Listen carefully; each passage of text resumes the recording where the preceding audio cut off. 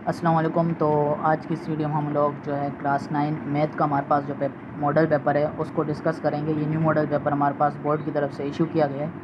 इसके थ्रू हमने प्रिपरेशन किस तरह से करनी है। अब जैसे कि पेपर हमारे पास जो है सर के ऊपर है, तो अब तो प्रिपरेशन करनी ही करनी है, आप चाहो या ना चाहो, क्योंकि अब साल गुजर चुका है। अभी नहीं करोगे तो फिर दोबारा पेपर देने पड़ेंगे, तो फिर भी करनी पड़ेगी। तो इससे अच्छा है कि अभी से कर लो, और किताबी कीड़े बनने की वजह ये क्या है, अपने चीज़ों को समझ के जो है वो करना है। ये नहीं कि एक्सरसाइज 1 से शुरू हो जाओ और जितने भी चैप्टर है सबको आपने कर लिया, अब करना ही करना है, सर पे टेंशन ली हुई है, दिन रात लगे हुए हो, ये चीज़ आपने नहीं करनी। अब टाइम कम है, अब टाइम जो है आपने उस पूरे मैप को फॉलो करते हुए चीज़ों को करनी है। एक रोड मैप बना लेना है कि ये करूँगा और ये करूँगा, उसके बाद ये करके ये करना है, इस तरह से। ये नहीं कि चैप्टर 1 से बना लो, शुरू हो जाओ, चैप्टर 1 करो, फिर चैप्टर 2 ख़त्म करो, 3 करो, 4 करो, और ना आप कर पाओगे। सही है।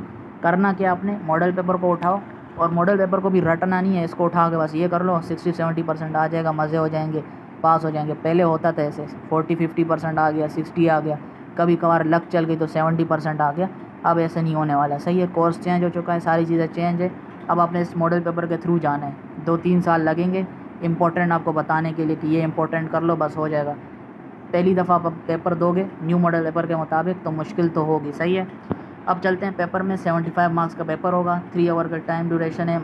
MCQs 15 आएंगे हमारे पास, और हमारे पास जो MCQs है 15 है, उनको करना कहाँ से। MCQs will be given from the whole book. सही है। इन्होंने खुद ही बता दिया, MCQs जो पूरे बुक में से आ जाएंगे, कहीं से भी आ जाएंगे। आपको बोल देंगे प्राइम नंबर की डेफिनेशन बताओ, ये कौन सी सेट दे देंगे, बोलेंगे इसमें से A1 बताओ, सॉरी A1 नहीं, इसमें A1 कौन सा है हमारे पास।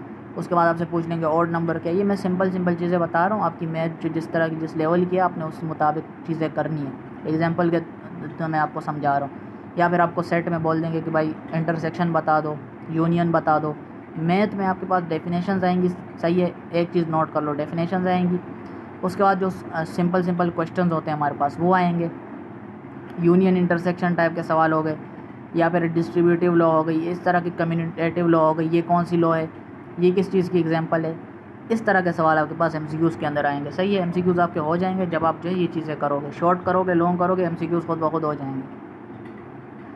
सेक्शन नंबर B 40% पे हमारे पास जो है वो मुश्तमिल है, और हमारे पास जो है टोटल हमारे पास कितने क्वेश्चन है, 10 क्वेश्चन है, जिसके अंदर सिर्फ और सिर्फ हमें 6 क्वेश्चन अटैम्प्ट करने हैं। सही है। सिंपल सी चीज़ है, 6 क्वेश्चन आपने करने हैं। अब इसके अंदर आप अपने मर्ज़ी से रिलेटेड कुछ क्वेश्चन चूज़ कर लो। Z1 वाला चूज़ कर रहे हो, वेरीफाई करना है, तो बुक के अंदर जाओ, इस एक्सरसाइज के अंदर इस क्वेश्चन से रिलेटेड जितने भी क्वेश्चन हैं उन तमाम को कर लो। सही है। ये नहीं देखो कि Z1 ऊपर होगा नीचे होगा, मल्टीप्लाई में भी है तो कर दो। सही है। जितने भी सवाल इससे रिलेटेड हैं उस एक्सरसाइज के वो तमाम कर लो।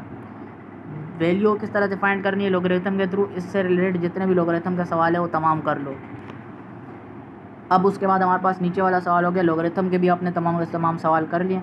अब उसके बाद फाइंड द वैल्यू ऑफ ये A square, B square, C square, इससे रिलेटेड जाओ एक्सरसाइज के अंदर, और इस एक्सरसाइज के अंदर 6 सवाल हैं, 7 सवाल हैं, इससे रिलेटेड वो तमाम के तमाम कर दो। एक भी सवाल आपने नहीं छोड़ना। अगर एक भी छोड़ दिया ना तो समझो वही पेपर में आ जाएगा। समझ रहे हो ना। मेरे साथ ऐसे हो चुका है, 4-5 साल पहले भी मैं पेपर दे चुका हूँ।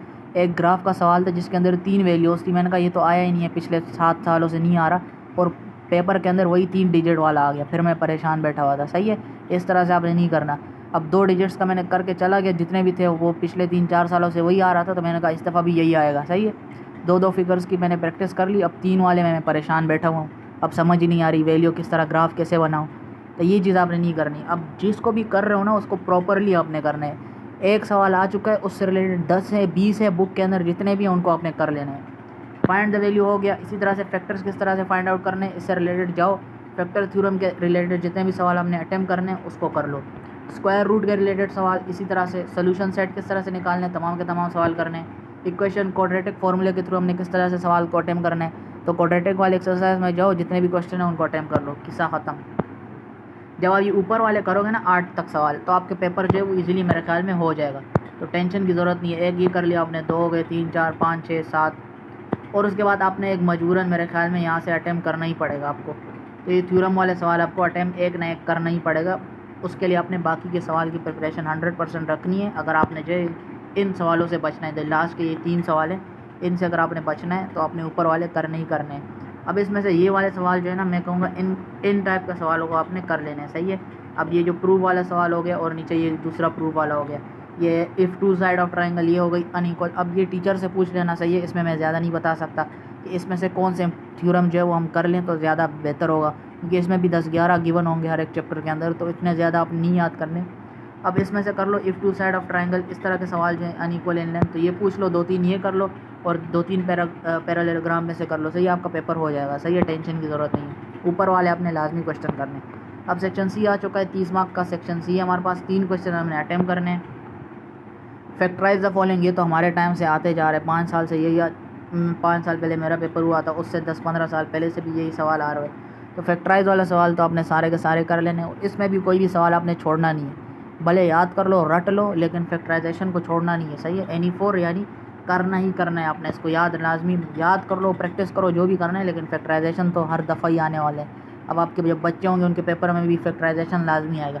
ये सवाल जो है ये ख़त्म नहीं हो रहा, कोर्स चेंज हो गया, लेकिन ये सवाल लाजमी ही लाजमी है, और ये लॉन्ग में आता भी पहले नंबर पे, पोजीशन तक इसकी चेंज नहीं हुई, यहीं पे आ रहे होते हैं। उसके बाद सॉल्यूशन सेट, इससे रिलेटेड सवाल जाओ देखो कर लो। उसके बाद कितने करने थे, 4 करने थे हमारे पास। कितने सवाल करने थे, सॉरी 3 करने थे, 2 ये हो गए जो कि आने ही आने।